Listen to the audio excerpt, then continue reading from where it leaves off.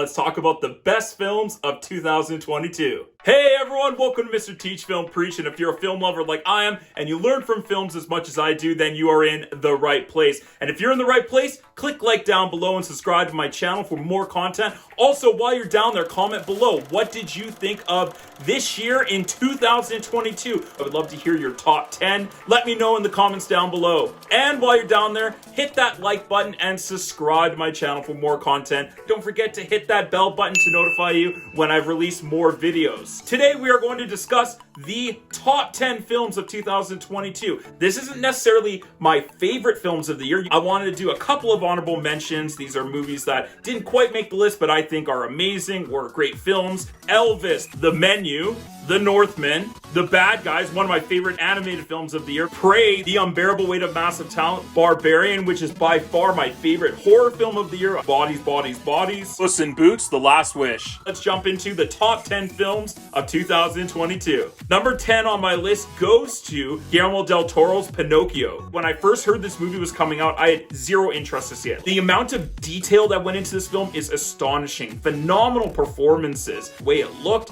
the way it made me feel, the way it sounded. The musical numbers are quite funny and very sweet. It's a really great twist on the Pinocchio story where it's actually a little bit closer to the source material than we think it is. It's darker, it's a little bit more meaningful, it's powerful. I love that this movie is set to the backdrop of fascist Italy, the rise of Mussolini. And the only thing that holds me back with this film is that A, it's a Pinocchio story. I've seen this story many times. The music was as good as it could have been.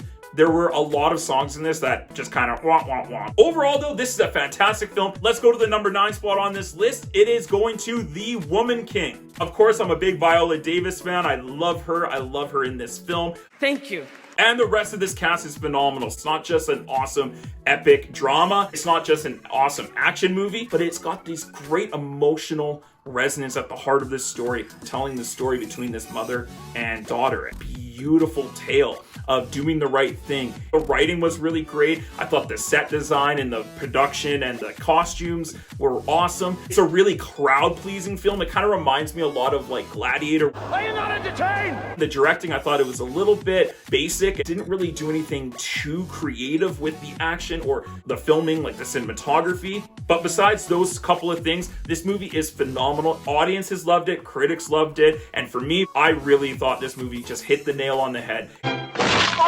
The number 8 spot on this list goes to Avatar: The Way of Water. Of course, the great James Cameron is back after all these years from the original film. He dives deeper into this world, into these characters, which I loved. Of course, the story is very familiar from the first movie where the humans come back. Stop copying us. What's so great about this movie is the technical elements, the lighting, the sound, the way it looks, the CGI, the motion capture performances, the way that they shot the underwater scenes. Entertaining film from start to finish. Yes, the first 20-25 minutes of this film takes a bit to get into, and sometimes there's so much happening in this world that you can get a little lost or you're not sure where the story is going. The second act of this film, out of the 3 acts, is just about world exploring. That's why Avatar: The Way of Water makes my number 8 spot on the list. The number 7 spot for me is Nope. Jordan Peele is back with his 3rd film. Awesome movie. I love the story. I love the way it was shot. It's one of the better looking films of the year. It is so entertaining. It is like a Steven Spielberg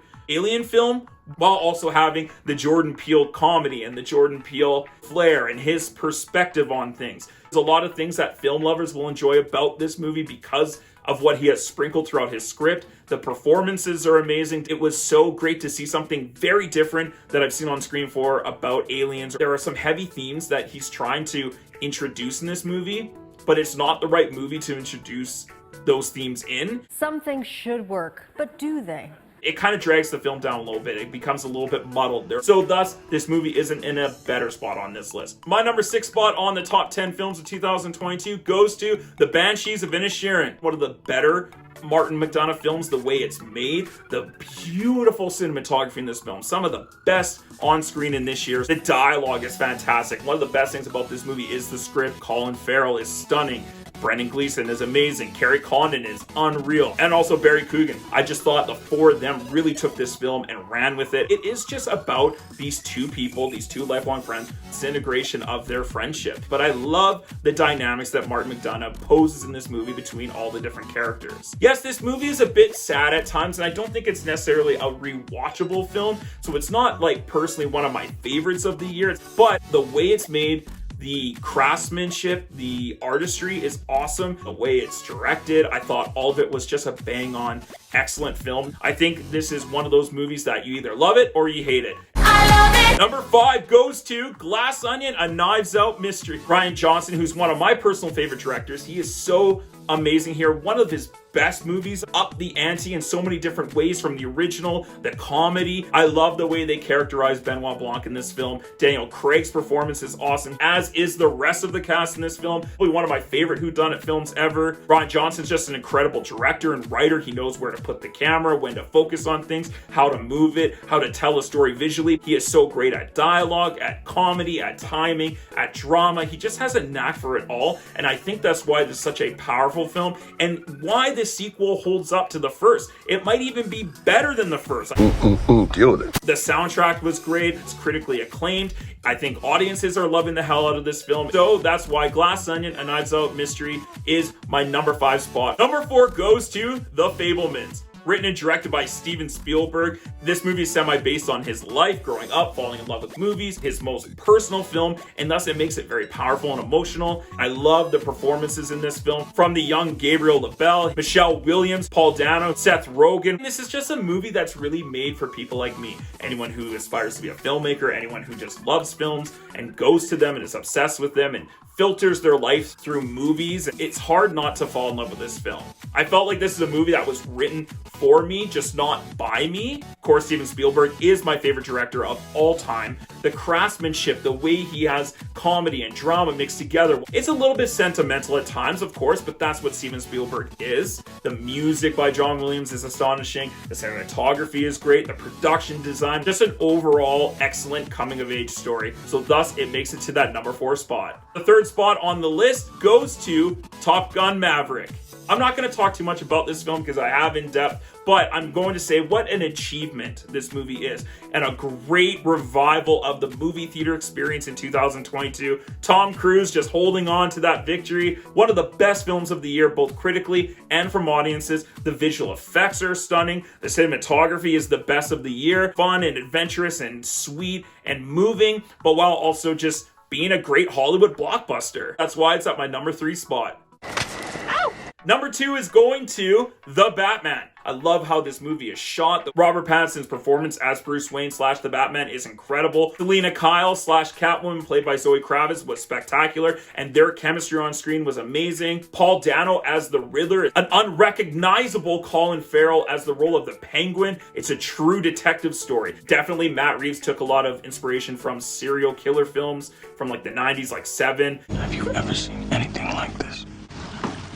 No. The action was visceral and real, but also having that comic book element to it. Soundtrack is one of the best of the year. I love the chase scene with the Batmobile. This might be a little bit of a longer film at times, and it does drag for about 10-15 minutes of the film, especially all the sleuthing that's happening and all the motorcycle riding from Batman and Catwoman was undercut by the fact that it's a Batman film and people are like, yeah, it's just a superhero film, whatever. No, the craftsmanship in this film is unreal. Received by audiences and critics alike, should be nominated for awards, and it's not going to be, is why The Batman is my number 2 spot. And let's get into the last film on this list. Number 1, we're talking about the top film of 2022, and that goes to Everything Everywhere All at Once. This is, for me personally and critically, my favorite film. I think it is the best made film. The fact that it was done like on a kind of a shoehorn budget, only like 7 or 8 people were doing the visual effects and the fight scenes, a very indie company like A24 behind them,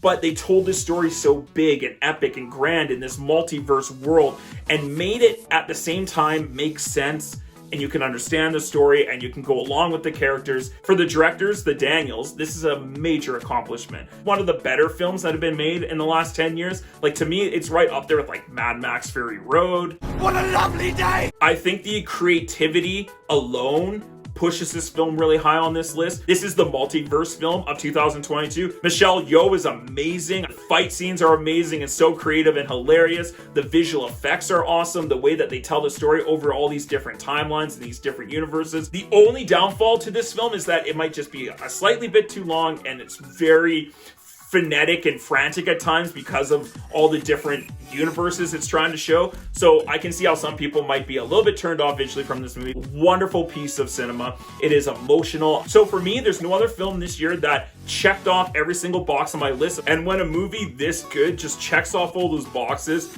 it's hard for me not to deny the excellency, the mastery of this film. You will call me master. Brilliantly executed, wonderfully written. That's why Everything Everywhere All at Once hits the #1 spot for the top film of 2022. If you ain't first, you're last. What did all of you think of my list? Did you agree? Do you disagree? I would love to hear your top 10 films of 2022 in the comments down below. And while you're down there, click like and subscribe to my channel for more content. Don't forget to hit that bell button to notify you when I release more videos. Come back and check out some other videos like my top 5 favorite films of 2022, Avatar: The Way of Water, and Glass Onion: A Knives Out Mystery. Have a great day, everyone. Stay focused, stay awesome. Happy New Year. And as always, let's get taught.